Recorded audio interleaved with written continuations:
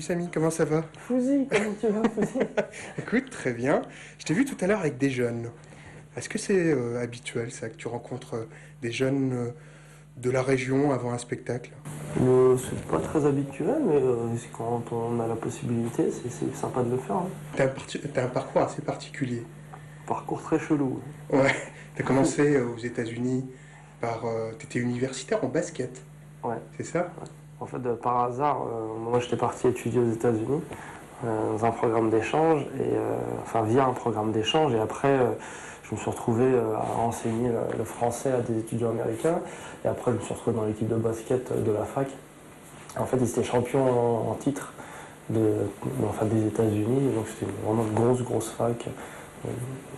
Le match dans des salles immenses, Madison Square Garden. Ah oui, d'accord. Déplacement en jet privé. Ah ouais. Moi qui avais l'habitude des gymnases pourris du 93. Et du RER. Tu te retrouves en jet En privé. Airbus. Ça, c'est du RER ou Airbus. C'est vrai que moi, dès que je peux, je vais aux États-Unis. En fait, j'aime bien l'ambiance qu'il y a aux États-Unis. On a beau critiquer un petit peu les Américains, c'est vrai qu'ils ont énormément de défauts. Par contre, il y a un truc sur lequel ils sont opérationnels, c'est leur enthousiasme. Ils sont toujours à fond, les Américains, surtout quand tu les rencontres pour la première fois. Quand ils rencontrent un Français pour la première fois, ils sont comme des dingues. C'est vrai qu'ils viennent de gagner à l'euro million ou à la Skyroulette, les mecs. What's your name? Sammy. Sammy! It's amazing! It's great! It's wonderful! It's beautiful! It's cute! It's so lovely! Oh my God! Oh, ferme ta gueule! Qu'est-ce qui t'arrive? T'as craqué ou quoi? Ouais, nous Français, quand on rencontre quelqu'un pour la première fois, on est complètement différents. Hein. Comment tu t'appelles? Jean? J'en ai rien à foutre, mon pauvre. Ouais, laisse-moi, Jean. N'insiste pas. T'as commencé le stand-up aux États-Unis, en tout cas tu en as fait aux États-Unis, et du coup, il y a une question d'universalité dans cette histoire-là, puisque il faut faire rire des gens d'horizons différents. Comment est-ce que toi, tu vois ça? Moi, je me suis dit, voilà, au départ, ce qui est intéressant, c'est d'essayer de parler au plus grand nombre.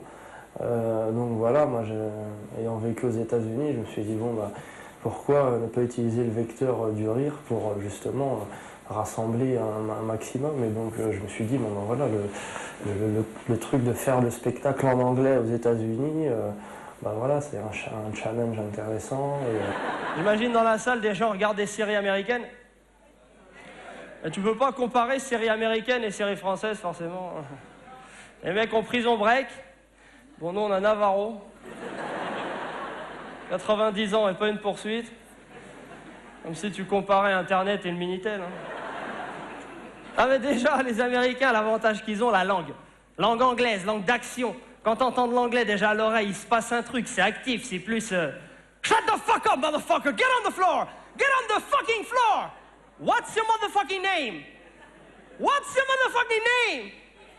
Sammy! It's amazing! It's great! It's wonderful! It's beautiful! Shut up now! Non, en plus, regardez dans les séries américaines. Vous avez vu les mecs comment ils se tirent dessus? Tu sais, c'est des esthètes du pistolet, des athlètes du flingue. Pa, pa, pa, pa, pa, pa, pa, pa, pa.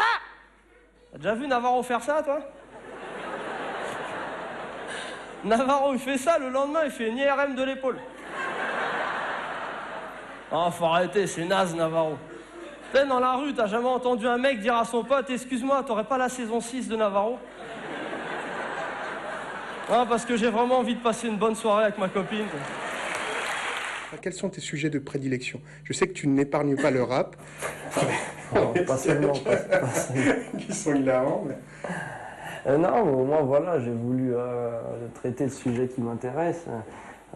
Ouais, voilà, il y a le rap parce que voilà, je suis fan de rap, donc j'ai toujours eu l'oreille pointilleuse sur la syntaxe et à la conjugaison, la grammaire, donc ça m'a toujours intéressé. Et à chaque fois que j'écoutais des morceaux un peu, entre guillemets, bizarres, je me disais, ah tiens, là, il y a un souci. Ça vous branche une initiation au rap ce soir, messieurs, dames? Ah, faut que je vous sente plus chaud à la cigale. Est-ce que ça vous dit une initiation au rap? Ok. Vous connaissez le principe de la rime riche? C'est assez simple. En général, on dit plus de 2 syllabes identiques égale rime riche. Plus de 2 syllabes identiques égale rime riche. On va écouter un extrait. Messieurs, dames, focalisez votre attention sur la rime et sur la phase d'après. C'est sympa. DJ. Dans un coin ça joue aux cartes comme au casino. Comme dans le casino. Sur la table, les clés d'un coupé, d'un pavillon, c'est qui domine. Là, je sens que vous avez quelques idées. Alors, le gars dit au casino comme dans Casino. Rime riche. Je dirais même plus, rime multimillionnaire. Ensuite, il dit on sait c'est qui domine. Double emploi du pronom relatif qui en français n'existe pas, on est d'accord. DJ, on peut réécouter, s'il te plaît? Dans un coin comme ça, joue aux cartes comme au casino. Comme dans Casino. Sur la table, les clés d'un coupé, d'un pavillon. C'est qui domine. On sait c'est qui dorme au fond de la classe pendant les cours de français. Et ouais, je me suis toujours intéressé aux textes des chanteurs en général. Donc moi aussi, j'ai fait énormément de slam. Je continue à en faire. Donc j'écris des textes, je vais sur les scènes. Donc j'aime ce côté-là.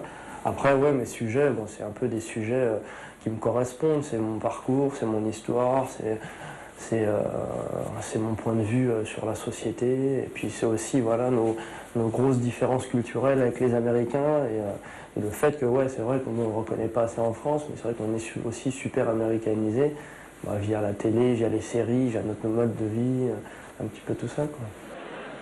C'est quoi un enterrement de supporters? Si nous sommes réunis un ce jour, c'est pour nous recueillir sur la tombe de Kiki le Fada, mort pour son club. Tu vas nous manquer, Kiki le Fada, toi qui peut-être nous regardes de là-haut. Oh, oh, oh, oh. Sache que ta mort nous a tous secoués. Ohé, ohé, ohé, ohé. Mais que grâce à toi, ce soir, nous sommes tous ensemble, ouais, ouais. La mort de Kiki le Fada. Un proverbe japonais dit 7 fois à terre, 8 fois debout. C'est le titre du dernier film de Julie Gaillet.